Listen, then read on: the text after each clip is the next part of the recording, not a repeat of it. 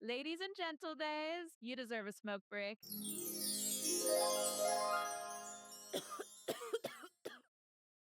I'm your host, Rena White. And I'm Ella Schaefer, and we are here for our first official episode of Smoke Break, where we take a break from our work as writer directors to chat about queer stories of all kinds. You are welcome to imbibe whatever your preferred smoke break go-to is. Mine right now is some Dutch Bros coffee. Ooh, I got a bubbly. Honestly, the superior sparkling water. There you go. You're welcome, bubbly. So this week we're going to be talking about Maddie's secret. But first, I wanted to talk about some news that came out this week that I think has the sapphic community celebrating to no end. Jennifer's Body 2 is coming. It's actually happening. I never thought this day would come, honestly. I did not think that in this timeline we would be so fortunate, but there is a goddess, perhaps. Yeah, her name is Megan Fox. Okay, so she is confirmed.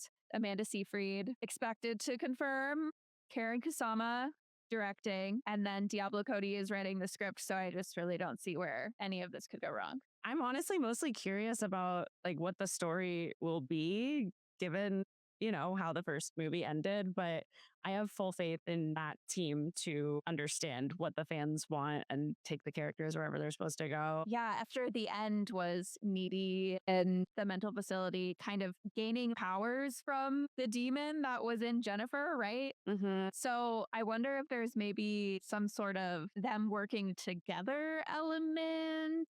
Or is it a switcheroo of the roles? I don't know. I'm very curious to see what they come up with. I'm also curious if, obviously Diablo Cody has talked about this. I mean, this has been a big part of the conversation. I also feel like TikTok has brought the conversation around Jennifer's Body to a new place with more like Gen Z sapphics, especially returning to that movie as like a camp classic. But I'm very curious if this new movie is going to be more overt. I mean, even more overt in its sapphic themes, and or if that sort of quote unquote fan service will be a part of it. I don't know if it's fan service, if it's sort of inherent to the story already. Yeah, But I agree. And also, I just think we could really use some juicy buy rep in this community. The classic I go both ways. I mean, just that's what we need right now in 2026. 2027, 28, whenever it happens. Hopefully we can just blink and it'll be here. I mean, I feel like we're in like a really good moment for the revival of these millennial classics. We got Devil Wears Prada 2. We got another Freaky Friday. This is the moment. Okay, so other than these three projects, what else do you want to see brought back for a sequel or a threequel? Miss Congeniality, but make it gay. Like that, she was gay. But I don't like, why did she make out with a man at the end? She was very obviously gay. So that's been my all-time favorite movie forever. I mentioned this in an Instagram video I did recently, but I do think Sandra Bullock was my queer awakening that I did not know was happening. 100%. Something about the funny really does it for me. And obviously she's the funniest woman on the planet. So I feel like Miss Congeniality is also very much inherently about gender performance and absolutely. And having that take, delicious. Here's my pitch. It's Sandra Bullock having to go back into that world and maybe has like an underling that she needs to prepare to win a beauty pageant in order to infiltrate something, or like because maybe obviously she can't compete anymore because she's too old, and something about how that and the patriarchy, there's something there. But then we also have like an age gap lesbian romance between her and this like younger spy that she's training. Ooh, okay, hire us. Call us, please. Do you think, can we get Michael Caine back? He's retired. He's up there. He'll come back for this. He's also just waiting by the phone. I mean, wasn't the whole premise of his character, wasn't he retired in it? I can't remember. I don't know. I think we're due for a rewatch. We're due for a rewatch. I honestly could rewatch that movie every single day and I would learn something new from it. It's brilliant. I do. Okay, what about you? Okay. I mean, there's so many classic movies that I could think of, but I know that there's been talk that there's going to be like a 13 going on 30 remake. Did I dream that? I think that's no, real. it's real. They're shooting it right now. That's incredible. My pitch, which is different, is like a version of that, except that it's a woman who's maybe in her 30s now in the present day of the movie. Her life is not where she wants it to be, and she doesn't know what the future holds. And she like wakes up as a lady in her 60s who's living the best version of her life. Oh my God. I thought you were going to say she wakes up as a 13-year-old and then has to go back and live her life as a 13-year-old and then realizes, oh, wait, it's actually a lot better being an adult. That's fun. Okay, I like that too. Or maybe she actually realizes that, like, the joie de vivre of being 13 is something that she didn't have to let go of and could bring back into her adult life. Okay, that's fun as well. I do think there's some really interesting deep themes about aging, especially as a woman in that general premise. And I think that the 13 going on 30 universe deserves to be expanded into a whole cinematic universe. Absolutely. I don't know why they haven't done it yet. Okay, speaking of universes, did you see the RHONY trailer that dropped this week? No. Okay. So one of the new housewives just says openly that she's in a lavender marriage. Just like says point blank, I am in a lavender marriage. And I haven't been really catching up on RHONY. I haven't been keeping up, but that makes me want to tune in. Like they knew what they were doing. Andy Cohen knew what he was doing with that trailer. That's incredible. We are so overdue for an overt lavender marriage in the Bravo verse. Yes. And I don't know if it's going to be a big part of the season, but I really hope so. That would get a lot of leverage for me in particular. Yeah. I love sort of the broad arc of so many of the Real Housewives franchises being that these women become the main characters of their own lives, divorce their husbands, and either figure out that they can be really happy on their own.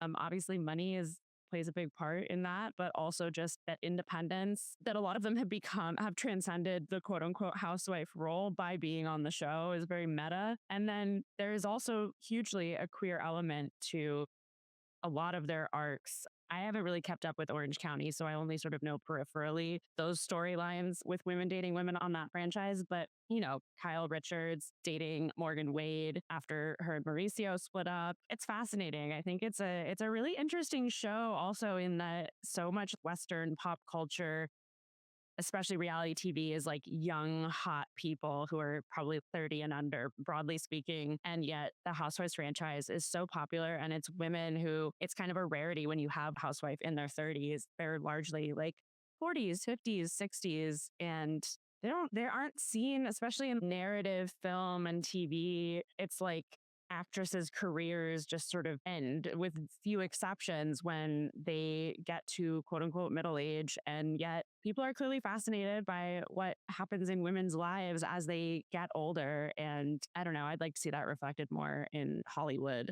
and not Totally. just Bravo. Anything else cool happen in your world or the general world this week? I rewatched Bend It Like Beckham the other weekend and was just struck by how important that movie was to me when it first came out. And now watching it, for those who don't know, it was originally a lesbian romance between Keira Knightley and Parminder Nagra's characters. And then it got changed. Obviously, in the ultimate movie, they were both sort of crushing on Jonathan Rhys Meyers. It's quite creepy because they are also taking their A levels. So they're like seniors in high school. And this man is a full grown man, adult. So there's like themes that really don't get addressed in that. And they do kind of gloss over it even in the end. But it was interesting watching because, especially Keira Knightley's character, is so gay as fuck. And just the sort of competitive female friendship, even them fighting over a man is very queer coded to me as like a canon event of of an intense Like I can't female friendship in high school.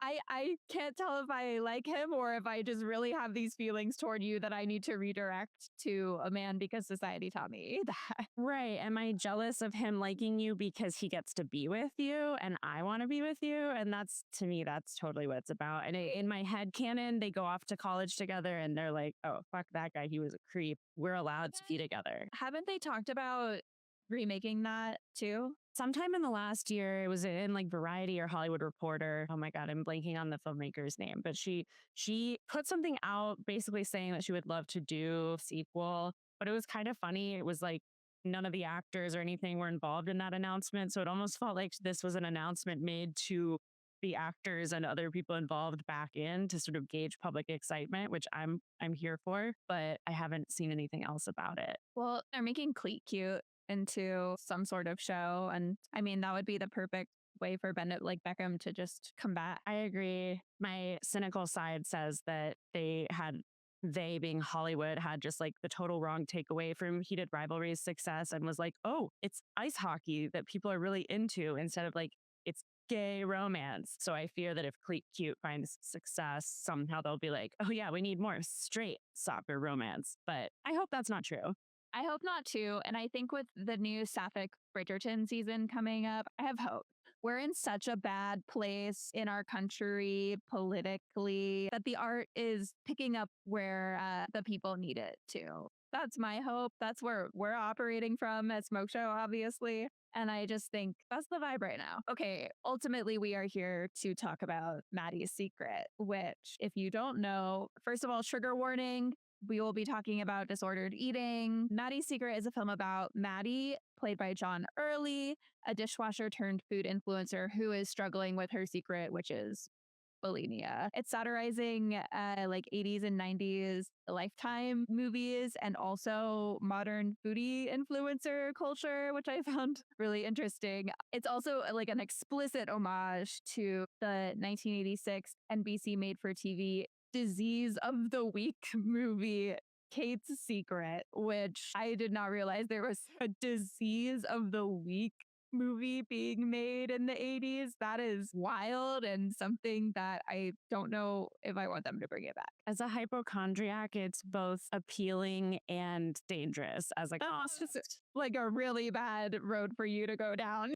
And I would go down it. So therein lies the issue. Really excited to talk with you about this because we haven't chatted about our feelings yet. But I think what makes Rena and I have such a good creative partnership is that we often feel very differently about movies. I think that brings something unique to our partnership with the different tastes and balancing that for our audiences, I think works somehow. Totally. What we've discovered in our writing and filmmaking together is that the space, that sort of third space that exists between each of our creative and aesthetic inclinations, is a place that makes really good art. The books we've written, the scripts we've written. And I would say we both love what we make together. And if that wasn't there, then us having such different taste outside of our own creations would maybe, would be an issue. But we have this creative kismet that works really well, where I think we create stuff that is better than the sum of our parts. But also, yeah,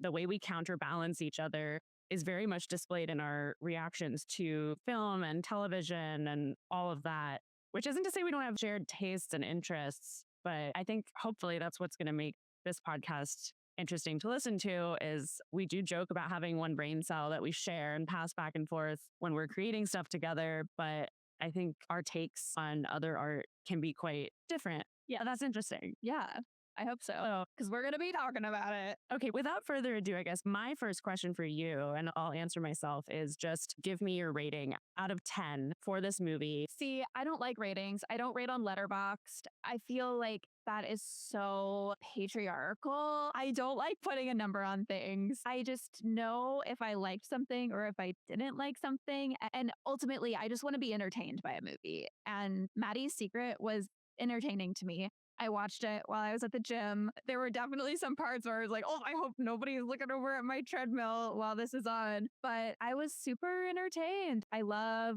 John Early and Kate Berlant. And I just generally, I had a good time watching it.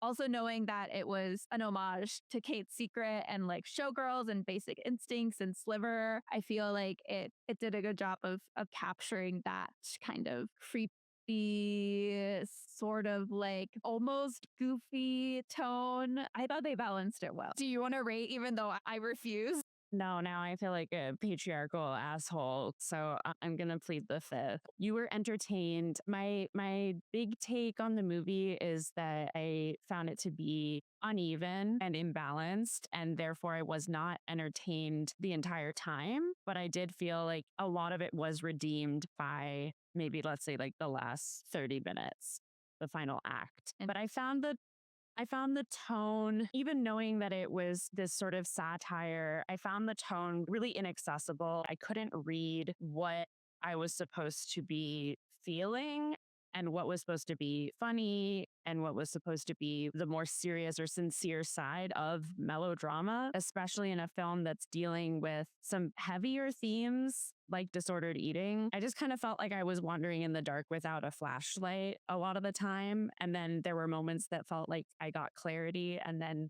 they would disappear again. And I will say, I am a very long time fan of John Early and Kate Berlant. When I lived in New York, I would see them perform at, Union Hall and Noyens Theater and a lot of comedy spaces that have since shut down. I've been following both of them for a while, as well as Connor O'Malley. A lot of folks in this movie are kind of from that New York comedy scene, and I adore their work. But in some ways, I almost think it predisposed me to assume that the tone or genre of this movie in particular was going to be a certain way, and it sort of shirked those expectations. And I think that also led to throwing me off a little bit. I ultimately feel like it was quite sincere. John Early's performance of Maddie was never making fun of her or the root causes of her eating disorder.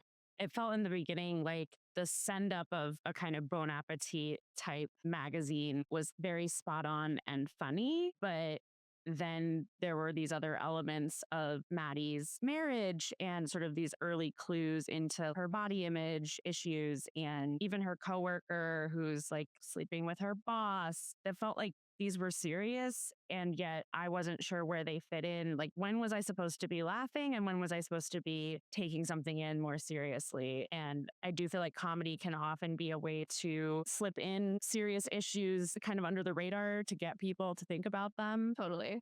Yeah, I see what you mean. And I by no means did not feel that way. I think I wish it had dug into, again, the patriarchal influences behind eating disorders and why women are often the ones who have eating disorders and why we feel the pressure to be thin. Of course, John Early is ultimately a man, and I don't know if that kind of played into why it was the way it was. Yeah, I saw a lot of reviewers after I watched the movie. I wanted to see other people's responses because it's been getting so much buzz since it premiered at TIFF last fall. I saw really mixed responses from queer reviewers specifically. Some people saying that people's discomfort with John playing a woman and making a movie with a theme that feels very rooted in like the patriarchal gaze and how it impacts women's mental health, that the discomfort was stemming from people not being used to drag being utilized in a way that wasn't making fun of its own subjects or of femininity. And then sort of the flip side being people saying drag has never been about making fun of femininity, but instead it's been about exaggerating aspects of femininity to highlight how it is all a performance and how in a patriarchal world, a performance of femininity is informed by the male gaze in ways that can be deathly, fatal, or at least very devastating for women. And all of that really interests me. John Early wrote this role for himself because he wanted to play an ingenue, which is a trope, but a fun one. And I don't know, is there a male equivalent of an ingenue? I don't even think that, like, a sweet, innocent girl, essentially. You don't really think of an ingenue as a woman. I don't know that there's a male equivalent. Yeah, it's interesting. I hadn't thought of that. And I feel like I would want to look more into the etymology of that word, but it's definitely, you rarely hear it used to describe a male Yeah, or someone masculine. totally. I watched Kate's Secret after Maddie's Secret, so I didn't quite get all of the references until afterward. At first, I thought the treatment facility was wacky, but then watching Kate's Secret, I was like, okay, I get it, what they're spoofing here. I also thought the acting was very good homage to Kate's Secret. They did keep it real. Like they committed. Like you said, they weren't making fun of Maddie. John was really grounded in the character. And also Maddie's fits. I want her wardrobe. She looked good. Something I noticed in Kate's Secret and Maddie's Secret, the use of mirrors and that being a part of how women look at themselves when they have eating disorders, I thought was really interesting. I do wish that, again, they had gone more into that side of things. It makes sense that Kate's Secret didn't because it was a movie made in the 1980s for this disease of the week content. But yeah, I do wish that maybe we had seen a little bit more of that and that it hadn't just kind of fallen back on the mom being a not so great mother figure. Yes, but I also think you could argue that given the sort of details that are, without spoiling it, but like the details that are revealed in a therapy session with Maddie and her mom, and Chris Bauer, who, by the way, I thought was one of the best performances in the film as the doctor, just someone who was playing it very sincere and straightforward. And that was very necessary, I think, to also flag that the movie was not ever making fun of Maddie's eating disorder. But I do think what was revealed in that therapy session was less of like, it's all the mom's fault and more of like, this is cyclical trauma. And Yeah. it's very much rooted in the male gaze, the things that she was doing and taking her daughter to bars and wanting men to objectify her daughter and then, getting with them. I mean, it's very disturbing, but it is also very much to me signaling not just bad mother equals eating disorder, but mother who has also been subject to the harms of the patriarchy is then acting that out on her daughter because she's also healed. Yeah. And the meat of it all, the force feeding her the meat is, I mean, that's definitely a comment toward the patriarchy. I think it was almost there. Speaking of toxic characters, what did you think of Kate Berland's character? I mean, I adore Kate Berlant. I couldn't have seen anyone else playing Dina with the breadth of performance that she could bring to that character. And I will say, Kate Berlant is obviously queer and also very, very long time collaborator with John Early. But just like trope wise, I do get a little annoyed with the repetitive trope of the obsessed lesbian best friend. Or like the dangerous butch lesbian, especially where a woman who leans a little bit more masculine is therefore an unsafe person or somehow like obsessive. Because I think it's very much, and I can see where it fits with the movie satirizing something from the 80s, but it's very much sort of a trope that falls in line with the gays shouldn't be teaching our kids. They have an agenda, like the predatory gay. And especially at the end, her going off to be in the behavioral unit. It was like this movie is satire. So this is part of the commentary, but it was also just like that sort of was the character. And she kind of turned out to be an asshole too, in the way that she was so dismissive of Maddie's roommate's death. Yeah, I agree. And part of that for me is it's always this balance of can you make your queer characters kind of shitty? I think the answer is yes, but like you said, without falling into a tired trope. But for me, I honestly kind of saw it in a different way. I don't think either of us are necessarily wrong, but I kind of saw it as since John was playing the ingenue, I felt like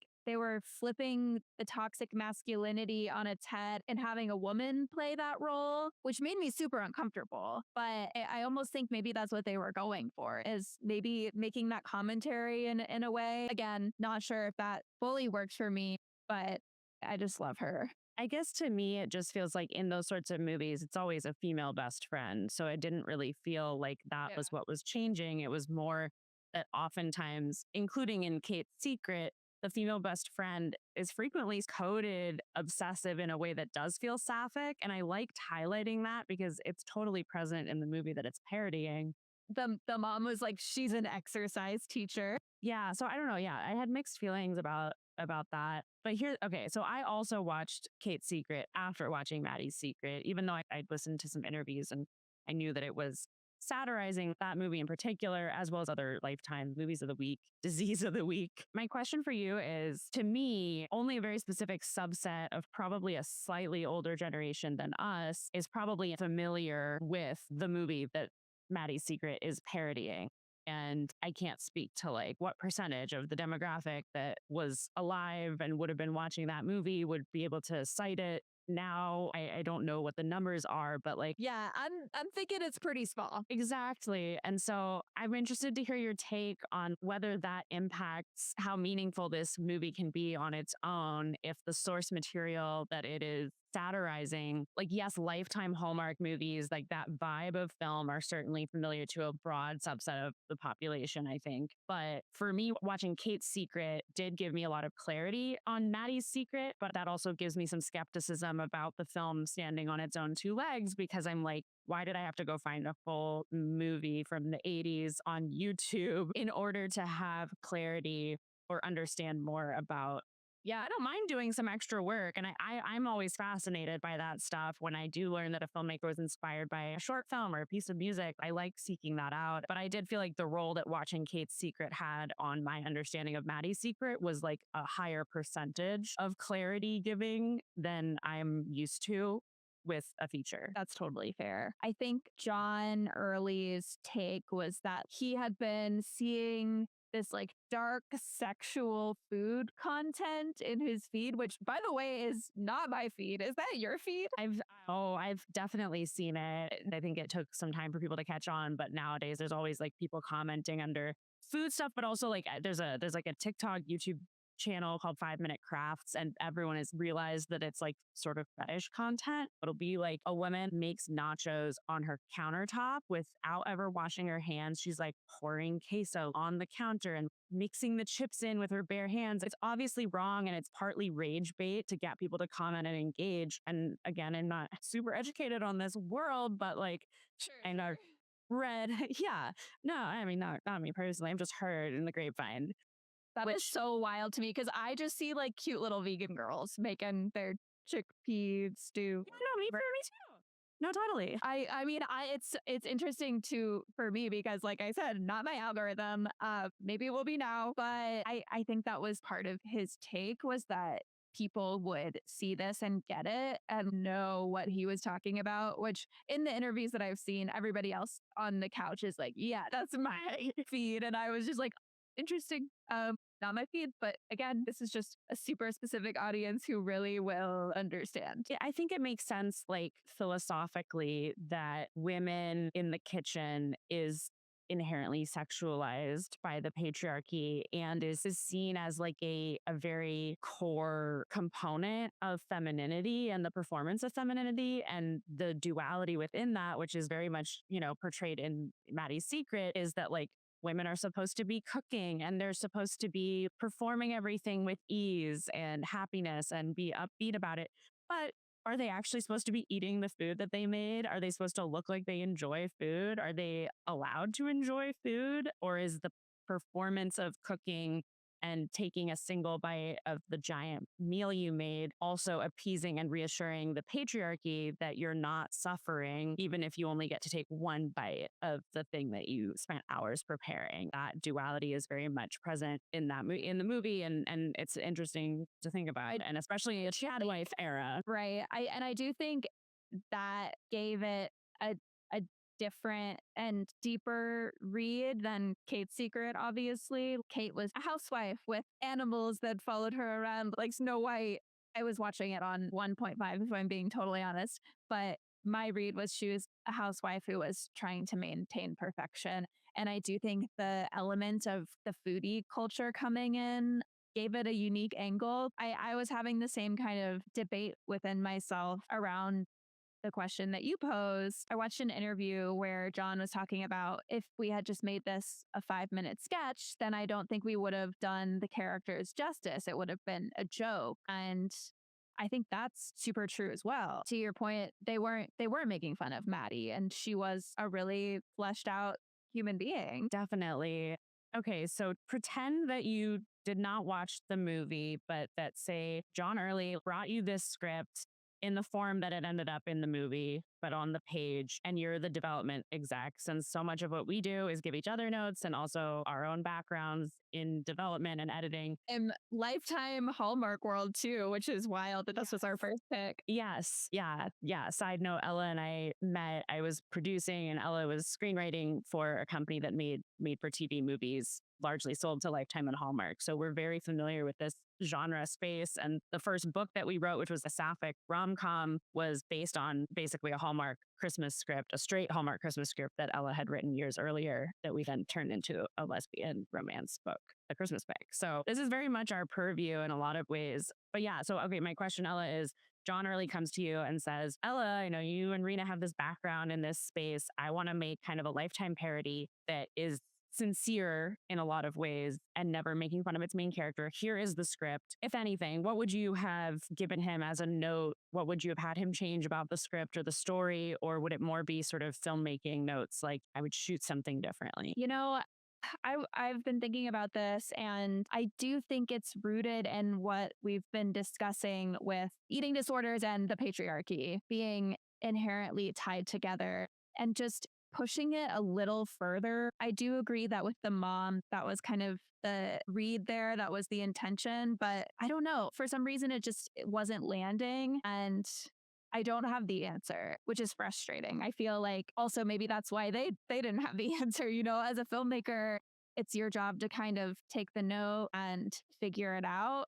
And for me, I feel like this is something I might have to sit on, and then in 2 podcasts I'll be like, "Oh, I have the fix." Do you know what you would do, or what notes you would give? So rarely in my other life as a producer or someone doing development with other screeners, so rarely am I like, let's be more on the nose about the themes or what we're trying to say, because I usually am like, pardon the pun, but you don't need to spoon feed your audience. You need to trust them to sort of interpret what you're trying to say. But I do think that in some ways, the fact that after just some discussion of the movie, the depth becomes so much more apparent. I don't necessarily think that that's a bad thing, but I think that the movie would have been stronger on its own and also would have held its own better without sort of the augmentation of then watching Kate's Secret and understanding what it was parodying if it had been even just like 2 to 5% more dialed in from the beginning about what it was saying. Which I think it could have afforded to do because of the tone. Yeah, I would have liked to have seen more of the sort of objectification of the women in the kitchen at Gourmet Bee. I think that that would have helped. I I think mean, that her competition was being sexually harassed by their boss. absolutely. No, like I said, it's almost there, but I would have liked to have seen more overtly than just the boss sexually harassing his employees. I would have liked to have seen the food element itself, more of what John Early was inspired by, the cooking itself feeling sexual. I think that playing into that and showing that more, would have been familiar enough to people that they wouldn't have been like, where's this coming from? And it would have driven home a little bit more just how interwoven, not just sexual harassment in the workplace is, but that this specific type of content is sort of there to both appease and titillate the patriarchy in this very sick way that is very much related to women developing eating disorders within the patriarchy and the male gaze. And I think it could have been played up more overtly in a way that would have become this thread through the rest of the film. Honestly, great note. Thank you so much. In some ways, I don't need Dina to like be like a more likable character. Yeah. But to me, the more queer version of that storyline would have been Dina being more outraged by the ways that the patriarchy is impacting her best friend rather than sort of making light of it. And also playing into it. And playing into it. Her jealousy. It could have gone in different ways. I think it could have either been that Dina's like outraged and sort of represents the queer take on bodies and the patriarchy. It's just very different. Not to say that there isn't also fat phobia and eating disorders and all that stuff within the queer community, but there's a lot of different discourse, and also just many, not all, obviously, queer relationships are more at least cognizant of functioning outside of patriarchal norms. So I think that could have been an interesting thing to interweave, but also we could have had, because Dina, I would say, was not butch, but leaned more masculine, being at the gym and all this other stuff. I think there could have also been something interesting where Dina was also being more clearly impacted by patriarchal standards, even as a queer or queer coded woman. And that would have been interesting as well. But it ended up feeling sort of a middle ground where it had more to do with her having like mental health issues related to being obsessed with her best friend, which I mean, pretty sapphic. Very, very sapphic. But just if I was working on the script and was like, let's tighten up these themes, let's make this, not on the nose, but let's zero in on sort of how what you're trying to say feeds into every storyline of every character. That is Yeah. probably one of the things that I would want to talk about. Yeah. I think it's so relevant to the kind of things that we write too. We're always walking this very delicate line, especially in the horror that we write, balancing that comedy and the tongue in cheek of it all, and then the reality on which you are trying to comment.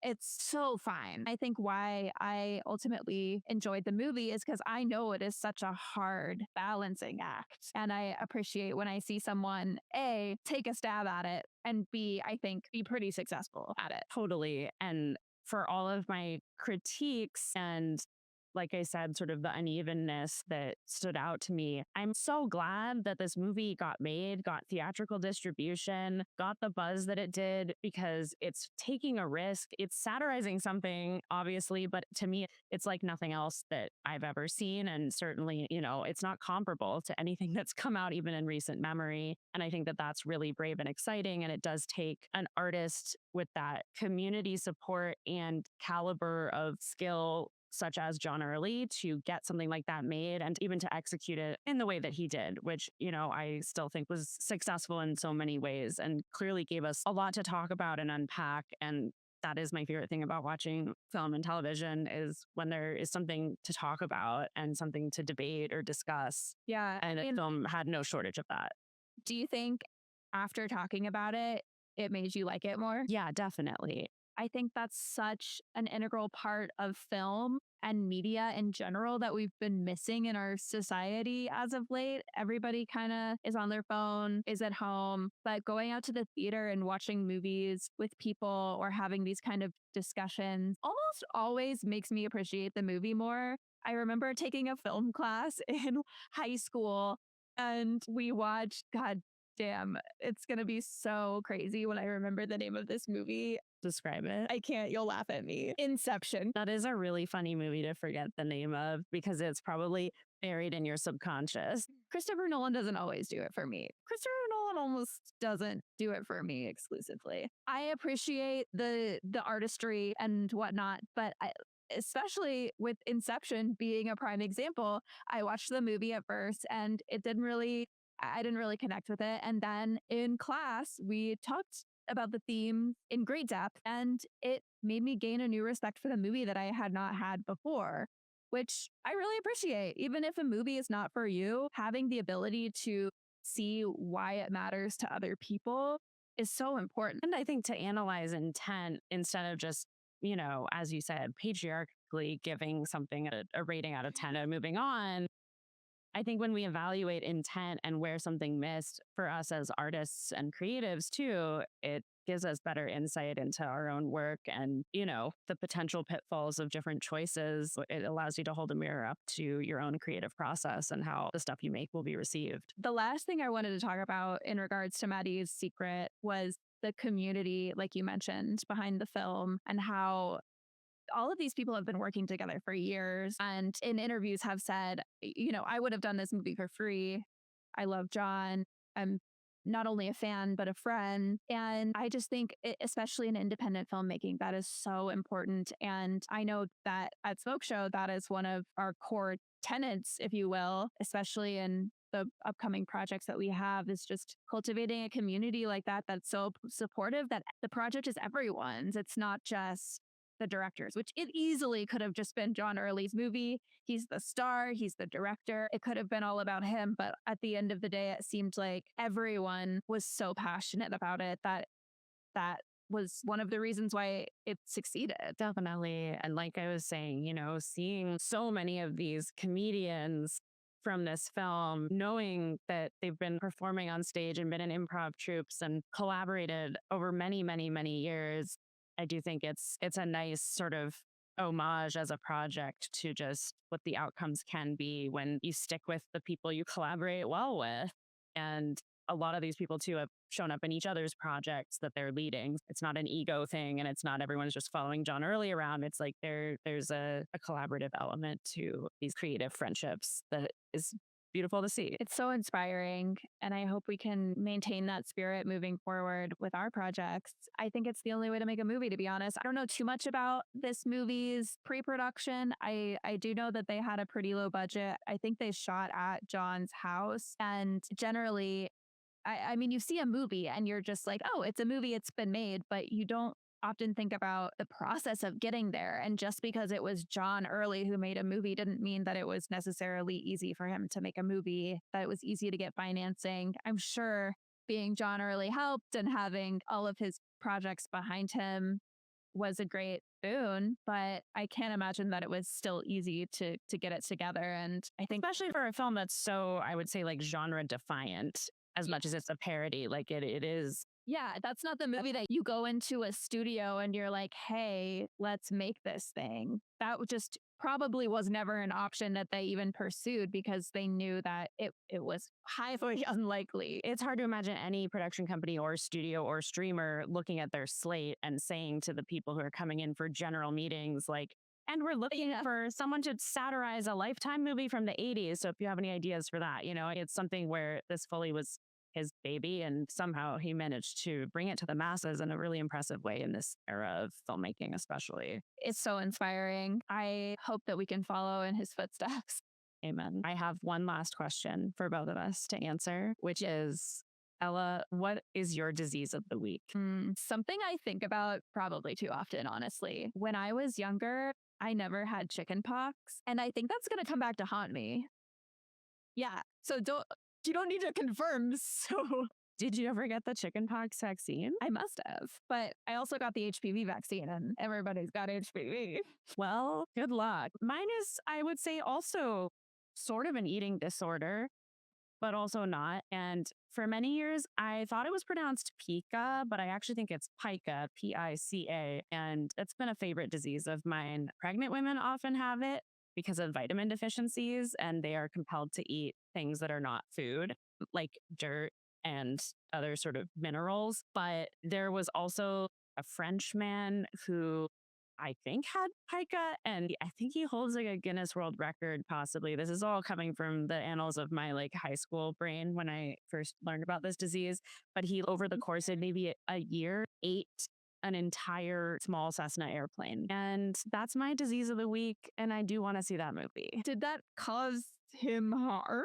I believe he lived past that year of eating pieces of the airplane. So, I think. Is this why people also eat diapers? I have a lot of questions. People eat diaper? Okay, I assumed you would have known that. There's like, I think a Hoarders episode about it. It's out there. I'm not going to tell you where to find it. You can do that Google search on your own. I think I'm going to take your word for it. I'm really upset now. You're upset because of me? Yes. I think eating a Cessna is like at least not gross. It's just odd. Okay, that's something I would rate. I would rate that. Like, where on this scale of normal to holy fucking shit are you rating eating a Cessna versus eating diapers? Eating a Cessna, 3 out of 10. Eating diapers, 10 out of 10. Eating an airplane is a 3 out of 10? You're right. A 4 out of 10. Oh my God. We've got a lot to talk about. Offline. Time to go to I feel host therapy. See, for me, it's like eating frogs would be a 3. People do eat frogs. I know. Okay. People eat Cessnas too, apparently. You've never eaten a Cessna? I'm sure the Maddie's secret team will be really thoroughly pleased to hear that we got to eating airplanes somehow. And diapers. Creativity inspires creativity. Yeah. What's the weirdest thing you would eat? Let us know. Actually, don't. We're good. I'm kind of interested. If someone gave you $800,000 to make a movie, but you had to eat something weird, and I would eat it. Women are often like very low in iron, even if they're not anemic. So it's probably wouldn't be the worst thing we could do. The only thing though is, couldn't I just sell the Cessna and probably like, how much is a Cessna worth? I don't know. I feel like you have to eat it. Otherwise, you're not getting the 800 grand. But if I just say I'm going to eat it, I can't eat it all at once. So I just take it home and then I sell it. No, I think you have to have eaten it in a facility over however long it takes, and then you get the money. That's They're holding me in Maddie's eating disorder facility. You said that you wanted to make a movie, and at the end of the day, I don't think this is even close to the most difficult thing that anyone's had to do to get financing for a film. So you could say that again. This has been your smoke break. We are so glad you joined us for this illuminating conversation. And hopefully you'll be back for more because we're not stopping here. And that's a little frightening. It is. So prepare yourselves. Have a wonderful week, and we'll be back with our next movie next week.